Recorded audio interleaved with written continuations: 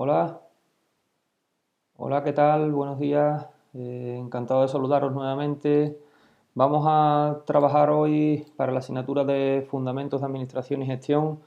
de segundo de bachillerato, todo lo relacionado con la gestión de los recursos humanos, en la unidad 7, donde vamos a tratar a su finalización pues de que conozcamos un poco en qué consiste la planificación del personal de una empresa, de sus recursos humanos y bueno, alguna documentación que hay que generar y que se va realizando a lo largo del transcurso del tiempo que esté relacionada con, como decimos, con el personal que trabaja en la empresa, con sus recursos humanos, que es como se llaman. Esta unidad tiene 4 epígrafes: la planificación de los recursos humanos, reclutamiento y selección; el 2, donde vamos a hablar un poco de la normativa laboral;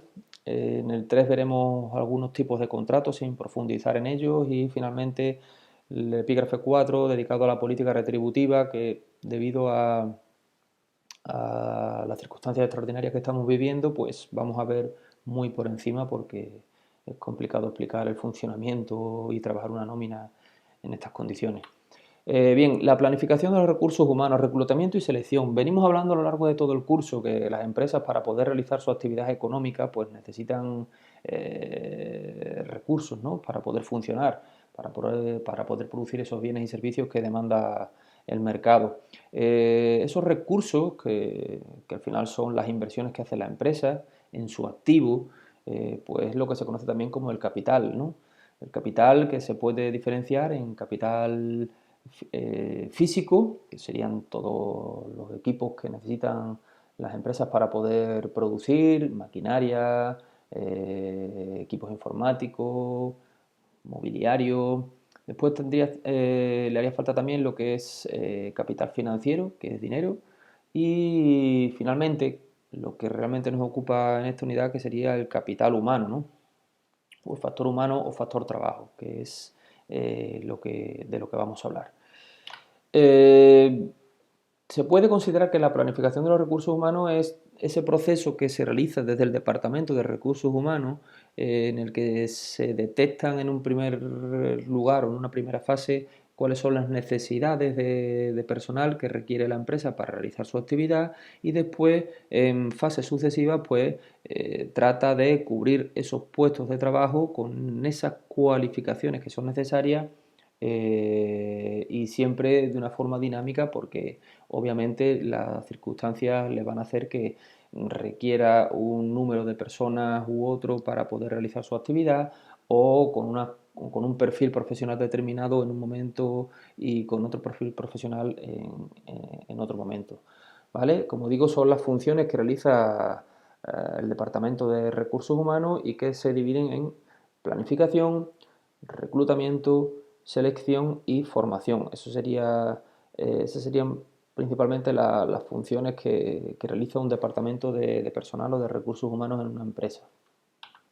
Si empezamos con la primera función, que es la planificación, parte básicamente de una propuesta de provisión de personal que tendrán que hacer los miembros de la empresa de distintos departamentos, y que se lo comunican a través de esa propuesta al departamento de recursos humanos. Aquí vemos un claro ejemplo, como el departamento de administración está requiriéndole cubrir un puesto de técnico contable, para que esté dependiente del sector del subdirector de contabilidad y no tenga personal a su cargo. El departamento de administración ha detectado que esa persona que cubra ese puesto, hombre o mujer, pues debe de realizar las funciones de colaboración con el subdirector contable, en lo que se refiere a la gestión contable y fiscal de la empresa. Se requiere que tenga una titulación de técnico superior en administración y finanzas y al menos un año de experiencia. Y como datos cuantitativos, pues solo se va a cubrir un puesto a jornada completa. La incorporación es inmediata y en principio pues sería una contratación indefinida, ¿vale? Eso se lo comunica, como decimos, a través de una propuesta de provisión de personal el Departamento de Administración al Departamento de Recursos Humanos. Y ahora el Departamento de Recursos Humanos el que se pone manos a la obra a través de las fases sucesivas, y la primera de ellas es el reclutamiento. Es decir, ya sé yo cuál es el puesto como Departamento de Recursos Humanos, cuál es el puesto que es necesario cubrir, en el departamento, en este caso, de administración, y entonces voy a tratar de identificar a través del reclutamiento cuáles son los candidatos idóneos para esa vacante en concreto. El reclutamiento se puede hacer de dos maneras, reclutamiento interno o reclutamiento externo. El reclutamiento interno se hace con personal que ya está trabajando en la empresa, con sus actuales trabajadores, y tiene como ventaja pues, que es mucho más rápido y mucho más económico. Sin embargo, presenta como inconveniente, pues, en primer lugar, que puede generar o puede ser una fuente de conflicto porque el resto de compañeros o el resto de empleados pueden pensar por qué han elegido a esta persona y no me han elegido a mí. Es decir, el típico conflicto de unos sí y otros no. ¿Por qué? Y también, pues, al ser un reclutamiento de personal propio o interno de la empresa, pues se dice que no se produce una nueva entrada, o sea, perdón, una entrada de nuevas ideas, que siempre pues viene bien un poco de aire fresco a la organización. Sin embargo, el reclutamiento externo pues se realiza con personal que no pertenece a la organización, que va a traer nuevas ideas, nuevas formas de entender o de concebir el trabajo, pero es un proceso mucho más lento, mucho más costoso y que tiene un elevado riesgo de elegir a la persona errónea, ¿vale? ¿Cómo se lleva a cabo ese proceso de reclutamiento externo? Pues a través de la presentación de candidaturas espontáneas con su currículum vitae, anuncios en prensa, agencias de colocación y sobre todo hoy día se utiliza mucho lo que son las redes sociales profesionales como la que os pongo ahí de LinkedIn, que si no la conocéis pues os sugiero que sería conveniente que le echarais un vistacito e incluso fuerais abriendo vuestro perfil profesional e indagaréis un poco cómo funciona. Una vez que se ha hecho el reclutamiento, se procede a la selección. Yo ya tengo una serie de candidatos, voy a ver cuál de ellos es el idóneo y eso lo voy a saber pues haciendo una serie de pruebas de selección, ¿de acuerdo? Que pueden ser de conocimientos, de idiomas, en caso de que se requiera para el puesto que se va a cubrir, test de inteligencia, que son los que se conocen como psicotécnicos, un test de personalidad y posteriormente pues se suele pasar a lo que es ya la entrevista personal, que normalmente suele ser presencial, pero que también se podría hacer vía telefónica o incluso apoyándonos de las tecnologías de la información y la comunicación por videoconferencia. Finalmente, cuando yo ya he seleccionado al candidato idóneo, pues llevaré a cabo un plan de acogida, le presento a los compañeros, le presento al resto de la organización, enseñándole los departamentos, las dependencias y después pues normalmente se suele hacer una fase de formación que suele durar unos días para que esa persona pues se haga con su puesto de trabajo, bien que conozca el programa que va a utilizar o la forma de hacer ese know-how interno de la empresa. Lo que se respecta a la legislación laboral básica, el derecho del trabajo, el derecho laboral, pues, está formado por un mogollón de normas, un conjunto de normas que regulan todo lo relacionado con el trabajo, con la relación laboral, pero entendiendo trabajo como aquella relación que se produce entre la empresa y el trabajador cumpliendo 5 condiciones. Debe realizarse de manera personal, es decir, yo no puedo enviar a mi hermano a realizar mi trabajo en mi puesto de trabajo, debo ser yo, que soy la persona que ha sido contratada, de manera voluntaria, obviamente, por cuenta ajena, porque estoy trabajando para un tercero, no genero, todo lo que yo genere no es para mí, sino es para un tercero, que es la persona que me contrata, a cambio de una retribución, por eso se dice que tiene que ser retribuido, y dependiente del sistema organizativo de la empresa que me ha contratado. Eh, la legislación laboral, como digo, está formado por multitud de normas,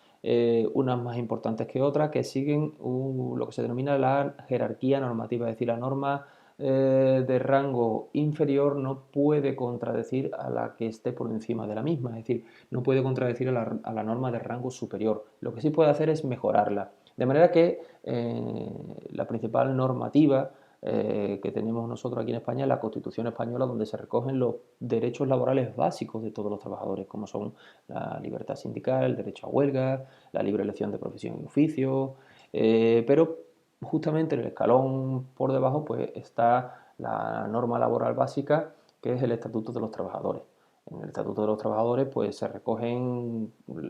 cuáles son las actividades que están excluidas, fundamentalmente los funcionarios que se rigen por otra norma, la prohibición de trabajar a los menores de 16 años y las restricciones que se le exigen a los menores de 18 años para poder trabajar. En el Estatuto de los Trabajadores también aparece recogida que la jornada de trabajo tiene que ser de 40 horas semanales, con un descanso como mínimo de día y medio que suele a la semana, que suele coincidir con el sábado tarde y el domingo, y el domingo completo, aunque también depende mucho de la actividad de la empresa, y las vacaciones que suelen tener una duración de 30 días naturales, ¿no? Posteriormente al Estatuto de los Trabajadores está otra normativa que son los convenios colectivos, que son aquellos acuerdos que alcanzan los representantes de los trabajadores, que normalmente están representados por lo que se denomina el sindicato, y los representantes de la empresa, que se suele conocer como la patronal. El convenio colectivo, siguiendo la jerarquía normativa, puede mejorar lo que aparezca en el Estatuto de los Trabajadores, pero no lo puede contradecir, porque el Estatuto de los Trabajadores es, digamos que marca la norma mínima, ¿no?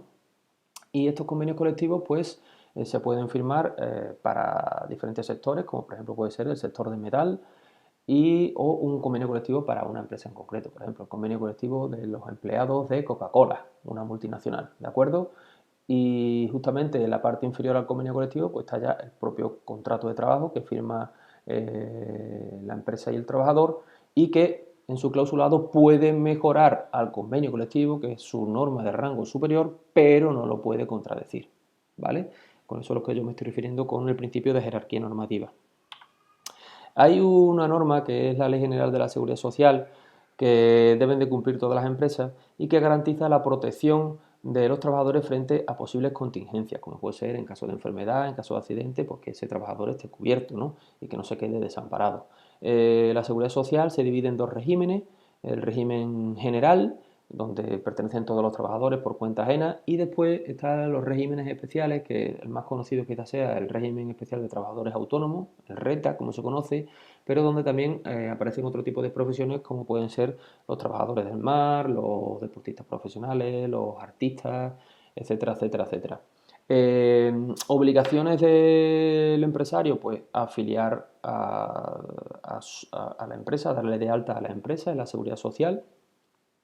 y afiliar a los trabajadores, ¿vale? La afiliación de los trabajadores que pertenecen a esa empresa es obligatoria y se hace a través de un documento que se llama el TA1, y después todas las altas y bajas y la variación de los datos que vayan ocasionando el día a día de la actividad de la empresa, pues se hace a través de otro documento que se llama el TA2, ¿vale? No os preocupéis porque son documentos burocráticos que las empresas tienen que utilizar para poder dar de alta y de baja a los trabajadores que van contratando, ¿de acuerdo? El contrato de trabajo es aquel acuerdo al que llega el empresario y el trabajador, por el cual, como hemos dicho anteriormente, una de las partes, concretamente el trabajador, se compromete a prestar su servicio a cuenta del empresario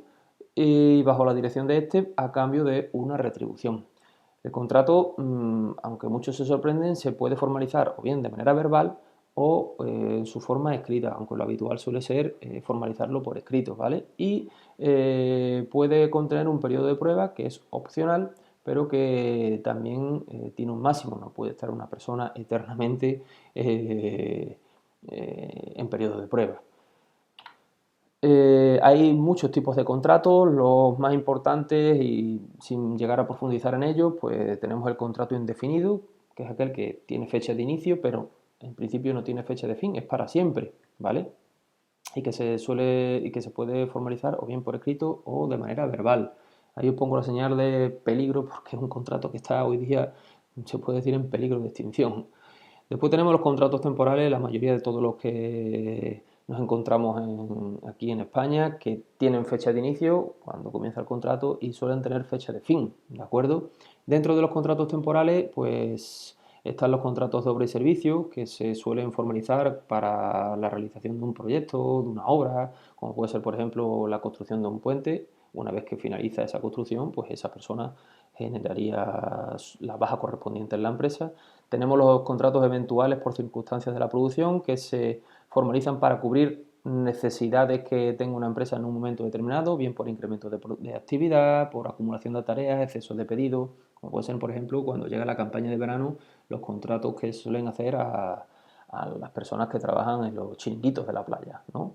Son 2 o 3 meses de incremento de la actividad y entonces pues los empresarios los contratan a esos camareros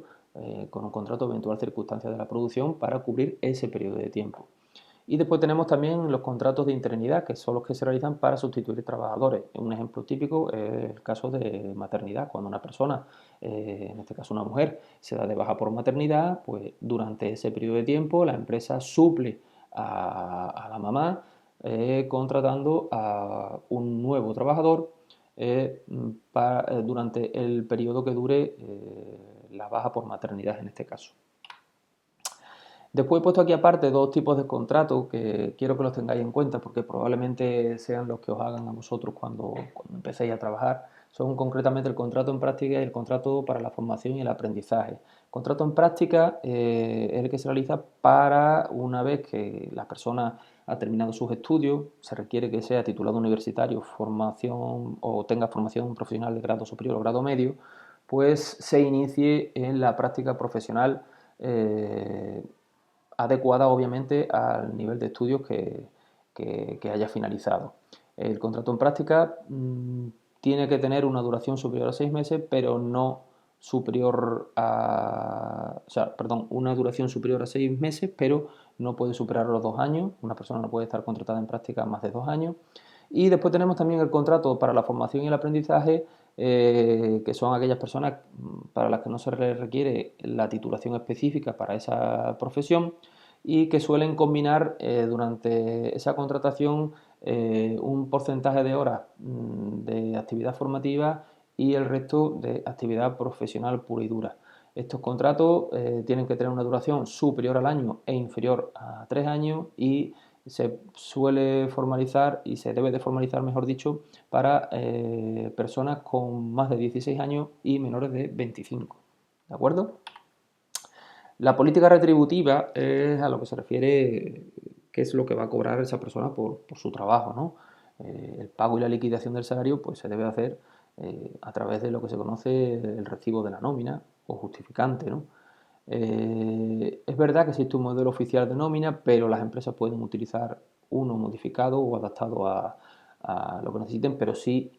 utilicen el modelo oficial o otro adaptado, una nómina o un recibo de salario debe de contener siempre como mínimo pues, el periodo que se liquida, que no puede ser superior al mes, el salario base y los complementos que se le añaden a ese salario base. La suma de los dos será lo que se conoce como el salario bruto. ¿Cuáles son las deducciones que se le van a aplicar al salario bruto? En lo que respecta a cotización a la Seguridad Social y retenciones al IRPF,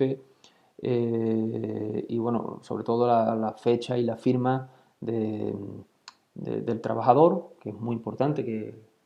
tenga justificante como que ha recibido ese importe y la cantidad que aparezca también en la nómina, la cantidad líquida que efectivamente va a percibir el trabajador por prestar su fuerza laboral a la empresa en la que trabaja. En definitiva, se puede decir que una nómina se calcula pues deduciéndole al salario bruto, que son aquellas percepciones salariales y no salariales que obtiene el trabajador por su trabajo, como digo, deduciéndole las cuotas que paga el trabajador a la seguridad social, que se calculan con un porcentaje sobre lo que se denominan bases de cotización, que no vamos a ver, ¿de acuerdo? Después también se le resta al salario bruto las retenciones a cuenta del IRPF, son pagos que va haciendo mes a mes el trabajador a cuenta del impuesto sobre la renta de la persona física que se declara siempre justamente el año siguiente. Por ejemplo, ahora en el 2020 estamos ahora mismo precisamente en periodo de pago del impuesto sobre la renta de las personas físicas, pues el trabajador declara todas las retribuciones que ha recibido durante el año 2019, ¿vale? Pero que quede claro que la nómina de cada mes, pues el trabajador ya va pagándole a Hacienda un pequeño porcentaje de ese impuesto, ¿vale? Que te lo van quitando de tu salario bruto. Y la diferencia, pues el líquido a percibir o el importe a cobrar, ¿vale? También destacar que en el salario bruto, pues se pueden diferenciar lo que son las percepciones dinerarias o retribución dineraria, que es el dinero, y la retribución en especie, que son todas aquellas ayudas que determinadas empresas pues le prestan a sus trabajadores, como puede ser el vehículo propio o dietas o ayudas para la guardería, teléfonos móviles, todo eso hay que declararlo también ante Hacienda. Y aquí pues veis una imagen de de una nómina, de un recibo salarial, donde podéis ver como en la parte superior pues aparece lo que es el encabezado de la nómina, donde se identifican básicamente pues el nombre de la empresa y los datos del trabajador. Después tenemos en la parte superior el periodo de liquidación con el número de días, que normalmente suelen ser 30 si es un mes completo, con los devengos, que son las sumas de sus prestaciones salariales y no salariales, como hemos visto anteriormente. El total de vengados sería lo que se conoce como el salario bruto. Y ahora vienen todas las deducciones que se puede decir que le quitan al trabajador, bien por cotización a la seguridad social o bien, como hemos dicho anteriormente, por IRPF. Y nos daría el total a deducir, es decir, el total de lo que se le quita al salario bruto. Le restamos al salario bruto total de vengado el total de las deducciones y nos quedaría el salario líquido, que es lo que efectivamente se le abona en la cuenta al trabajador. ¿De acuerdo? Y nada más, hasta aquí la unidad de recursos humanos. Espero que os haya gustado, que os sirva de ayuda esta pequeña presentación. Cualquier duda ya sabéis que me la podéis hacer a través de correo electrónico, así que pues nos vemos en la próxima. Muchas gracias, un saludo.